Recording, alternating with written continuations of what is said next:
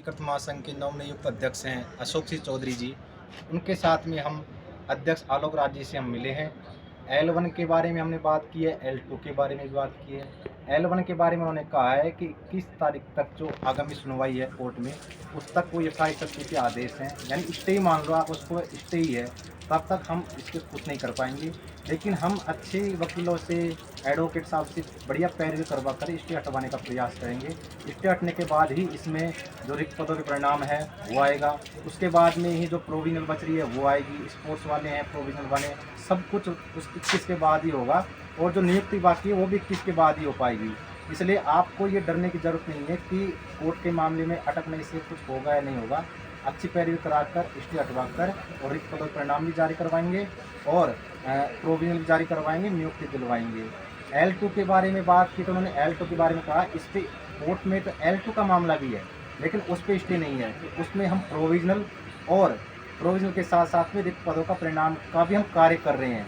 लेकिन हम ये देख रहे हैं कि 21 तारीख को L1 के मामले में क्या बोर्ड आदेश दे, वो कोर्ट आदेश देगा या फिर कुछ क्या करता है, उसके बाद ही हम इस पर हम परिणाम जारी कर पाएंगे L2 का।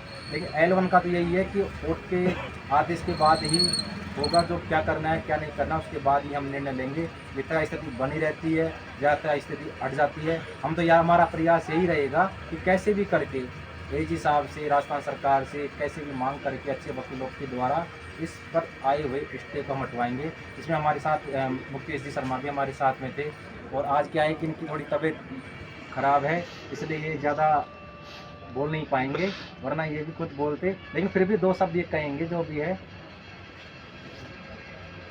मुकेश जी। साथियों, आप निश्चित रहो, जो भी काम है हमारा हम कर रहे हैं। बाकी आप नोट टेंशन रहो, 21 तारीख को बोर्ड अपनी तरफ से मजबूती से पैरवी करेगा और इसके लिए हमारे को चेयरमैन जी ने बढ़िया आश्वासन दिया है। जो भी काम होगा सही होगा। 21 तारीख बाद हमारे को खुशियाँ मिल जाए, इसके लिए हम प्रयास करेंगे। जब जब कोई हमारे को काम करने के लिए कोई आंदोलन की ज़रूरत होगी और किसी की ज़रूरत होगी, वो सब हम करेंगे। लेकिन अभी 21 तारीख तक कुछ नहीं हो सकता। यहाँ चेयरमैन जी ने वकील को भी बुलाया है, उनसे बातचीत करी है, सब कुछ हुआ है। मजबूत पैरवी के लिए उन्होंने जो करना था वो सब कुछ कंधे अपना रहे हैं।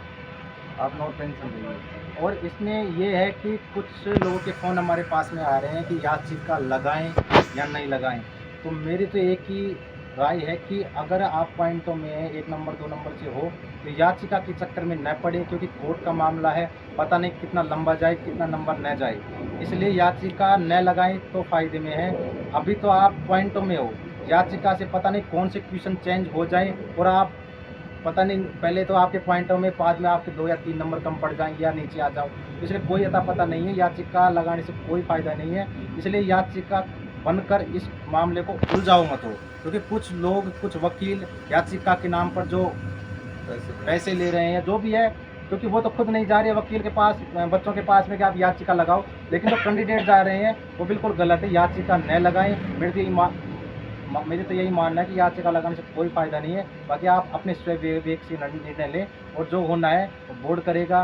बोर्ड ने निर्णय ले लिया है कि प्रश्नों पर चेंज नहीं करेंगे, हम अड़िग हैं, तो यही रहेगा, चाहे मामला कहीं तक भी जाए। लेकिन बोर्ड अच्छी पैरवी करवाकर इसको हटवाने का प्रयास करेगा। और आगामी सूचना बोर्ड से या हाई कोर्ट से या किसी भी तरह की संबंधित कोई भी न्यूज़ इसी चैनल पर आपको भाई मुकेश द्वारा या मेरे द्वारा दी जाएगी। धन्यवाद।